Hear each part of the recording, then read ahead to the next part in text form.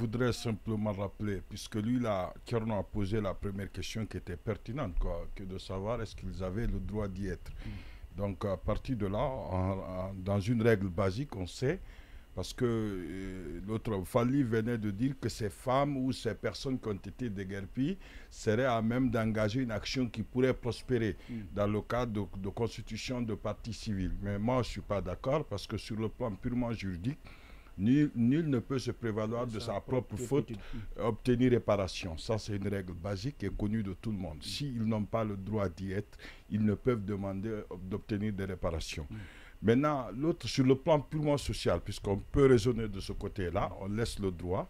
En ce moment, on peut les comprendre parce que c'est une perte de revenus pour ces gens-là qui entretiennent des familles, qui soutiennent des gens. Là, on peut le comprendre qu'il y ait de la pédagogie dans la démarche du gouvernement. Mais cette démarche peut être difficile quand c'est le président de la République en pleine séance qui rappelle la chose. Vous comprenez un peu. Qui exprime son agacement. Bon, le président de la République. Voilà. Parle du président de la République. Alors, il disait que ça ne se disait pas. Non, mais Diallo est déjà dans l'esprit du CNRD.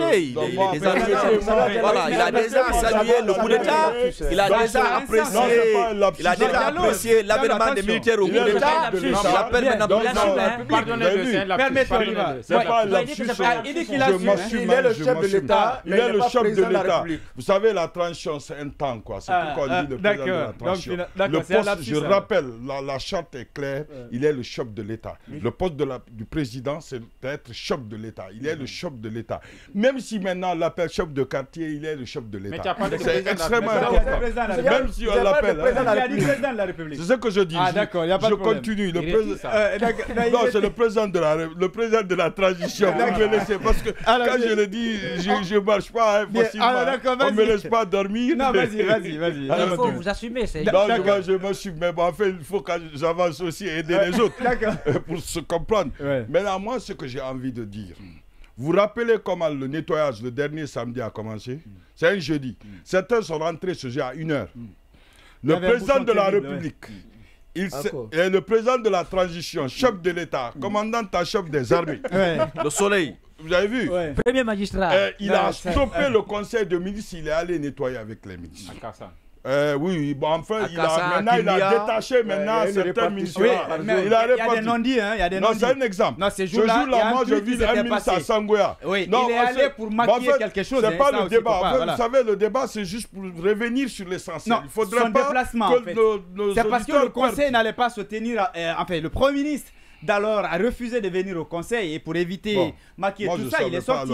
Alors l'essentiel, moi, je vais mettre sur les faits, sur le factuel, quoi. Donc, quand il est venu, il a commencé le nettoyage, il a réparti les ministres. Certains sont rentrés à 1h ce jour-là, parce que c'était imprévu. Et aujourd'hui, il dit de nettoyer encore, en fait, de déguerpir. Vous savez qu'il y a plusieurs déguerpissements depuis qu'il est venu. Bien sûr. Il y en a plusieurs, ils vont tous revenir. C'est ce qui est et d'ailleurs, parfois, ils vont au-delà même de la première limite. Donc, ce qui arrange ici les gens du marché, c'est que les gens reviendront encore payer pour se réinstaller. Ça, c'est quand même une bonne politique pour ces gens-là. Et ils ne peuvent pas détester cela. Mais sachez que ça ne va pas continuer. Aujourd'hui, on ne parle plus du dernier samedi. Vous le savez. C'est mort. Pour le nettoyage. Le premier samedi. Donc aujourd'hui, quand le président de la transition dit quelque chose en conseil de ministres, ce qu'il exécute quand même pourrait souffrir d'une constipation d'analyse. Et pour agir, ils vont agir comme ça parce qu'il faut satisfaire le président. Il faut satisfaire le président. En tout cas, ça ne peut pas. Non, mais quand même, parce qu'à un moment donné, les jeunes ne doivent pas être là. C'est une vérité. C'est une vérité. Ils ne doivent pas être là. Parce que ce qu'il dit, tu as bien fait de réagir. Là, je suis d'accord. Ce que je dis, le président, ça ne peut pas se passer comme ça. La transition. Le président, il faut terminer toi aussi. Oui, le président, c'est bon. Le chef de l'État. Voilà. Ce que je veux dire, le président exprime. Vous avez vu que même avec le président Alpha Condé, ça a été le problème souvent. C'est-à-dire qu'il annonçait des bonnes volontés sans avoir discuté avec les sectoriels. Après, ça ne se réalise pas. Quand il vous dit, par exemple, je vais créer une usine de X, mais ça n'a pas été mûri au niveau du ministère sectoriel. Et donc, l'usine X ne vient jamais. On dit le président a fait une fausse promesse. Non, le président est libre en conseil des ministres de dire à ses ministres, je voudrais que telle chose se fasse. C'est comme quand il a parlé de l'électricité, dit deadline samedi à venir. C'est au cas de dire, oui, Monsieur le Président, nous prenons vos instructions, nous travaillons à matérialiser ces instructions. Maintenant, c'est à ces cadres de mettre la forme. Le Président ne peut pas dire en Conseil des ministres, et dès qu'on sort du Conseil des ministres, allez-y déguerpir. Casser. Seul Dadis l'a fait. Exactement. Mais est-ce que c'est une référence? Dadis l'a fait justement par rapport à Cap. Bien sûr. D'accord. Je termine. Ce que je dis, ce n'est pas une excuse. Le Président peut bien, il est libre de faire des propositions. Pas des propositions, de donner des instructions. Des instructions. Mais ce n'est pas parce qu'une instruction elle est présidentielle qu'elle doit s'abattre sur les gens sans qu'on y mette la forme. Sinon, on expose l'État parce que si les gens la portent plainte contre l'État, l'État peut être condamné, l'État peut être amené à payer des dommages et intérêts. Quand je dis État, je ne parle pas du CNRD, je ne parle pas de cela. Même 50 ans après, l'État est exposé à quand même des procédures. D'accord. Moi, je voudrais, puisque en fait, c'était une relance qu'il était en train de faire, mais moi, ce que je voudrais, ces gens-là n'ont aucune chance d'intenter une action contre l'État et que cette action prospère. Puisque c'est des gens qui consciencieusement... c'est l'État qui les a autorisés, ça aussi. Même si c'est l'État qui les a... L'État ne semblerait pas, parce que souvent, quand vous êtes installé par le chef de quartier, ne dites pas l'État, il n'y a souvent aucun papier.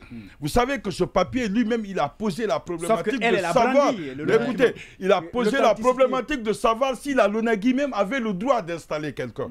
Quand même, moi-même, je me pose cette question, est-ce que la LONAGUI peut, peut-être que dans l'informel, que la LONAGUI ait une coopération avec les mairies et avec le gouvernorat pour se faire installer. Mais vous allez souvent, c'est des combines qui ne sont pas juridiques parce qu'il n'est pas évident de permettre à quelqu'un. Et l'autre chose que je voudrais ajouter, allez-y voir le poste de CMIS de Somfonia là. Une partie du mur est tracée. L'État même ne donne pas l'exemple. La gendarmerie de Nongo, une partie du mur. La mosquée de Yataya, c'est tracé. Donc c'est l'État même qui ne donne pas... La protection civile en ville. Voilà. C'est l'État même qui ne donne pas l'exemple sur... Parce que normalement, l'exemple devrait venir de l'État. Mais vous allez voir beaucoup d'institutions d'État, quand ils ont tracé les bâtiments, vous voyez que ces bâtiments... on contourne non, c'est tracé. Actuellement, c'est tracé. Oui, mais ils vont pas au moment de faire tomber, l'injustice va naître. Ils ne vont pas faire tomber un poste de police et de commissariat, de gendarmerie. Et là, c'est pas bien. Et autre chose que je voudrais, pour terminer, permettez-moi de terminer, c'est que normalement, il faudrait quand même savoir souffrir pour les autres quand il leur manque de dépenses, de l'argent pour entretenir leur famille. Imaginez quand un ministre est malade, il sera en Europe, alors qu'on aurait pu baliser cela, donner une réponse très calibrée pour dire si un ministre est malade, il va à Donka, il prend un papier d'un truc pour qu'il ne peut pas se traiter à Conakry. Mais aujourd'hui, même s'ils ont des mots Dieu, ils partent ailleurs. Donc il faudrait aussi souffrir pour les autres un peu. Bien, je suis d'accord.